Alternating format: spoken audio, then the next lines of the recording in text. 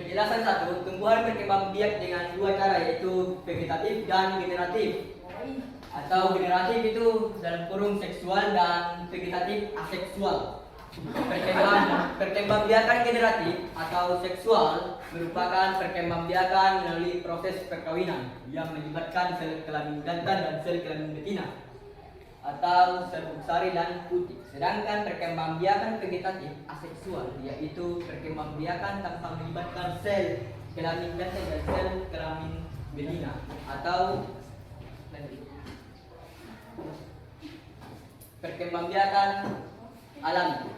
Perkembangbiakan vegetatif, organ tumbuhan seperti akar, batang, dan daun yang digunakan untuk alat pembiakan. Jadi akar, daun, batang itu yang digunakan dalam perkembangbiakan vegetatif buat alami yang menghasilkan individu baru tanpa melibatkan proses peleburan inti sel jantan dan inti sel betina, disebut proses fertilisasi. Perkembangbiakan vegetatif terdiri dari dua jenis, yaitu vegetatif buatan dan vegetatif alami. Tumbuhan yang dapat berkembang biak dengan bagian tubuhnya tanpa bantuan manusia, inilah yang disebut dengan perkembangbiakan vegetatif alami. Berikut berbagai macam dan cara perkembangbiakan vegetatif alami. Rizoma.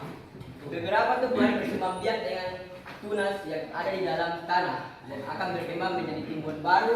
Batang yang ada di dalam tanah itulah yang disebut rizoma. Beberapa contoh tumbuhan dengan rizoma yaitu dahe, lengkuas, temulawak, dan kencok. Kita bisa lihat di sini. Di sini merupakan umbi dari tumbuhan dahe. Di sini akan ada namanya rizoma. Rizoma itu yang akan menjadi tumbuhan baru nantinya. Stolon. Batang yang menjalar di atas tanah. Tunas dapat tumbuh saat tunas terpisah dari tanaman induk. Tunas sudah mampu ini hasil kerja kelompok saya, meskipun banyak tidak kerjasama,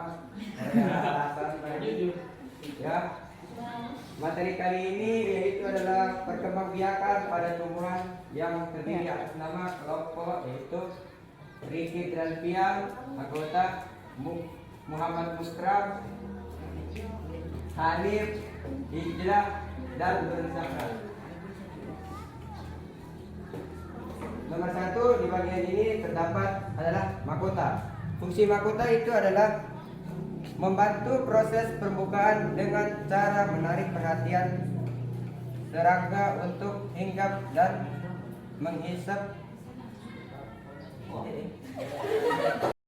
Waalaikumsalam warahmatullahi wabarakatuh. Puji syukur kita panjatkan atas kehadirat Allah Subhanahu wa taala karena pada kesempatan kali ini kita masih diberi tempat untuk menyampaikan Mempresentasikan media perkembangbiakan pada tumbuhan. Seperti yang kita tahu, media perkembangbiakan pada tumbuhan terbagi menjadi dua, yaitu vegetatif dan generatif. Kita mulai dari vegetatif dulu. Vegetatif terbagi menjadi dua, yaitu alami dan buatan. Contoh vegetatif alami yaitu umbi lapis, contohnya bawang. Kedua, umbi batang, contohnya kentang. Ketiga, umbi akar yang contohnya wortel dan lobak.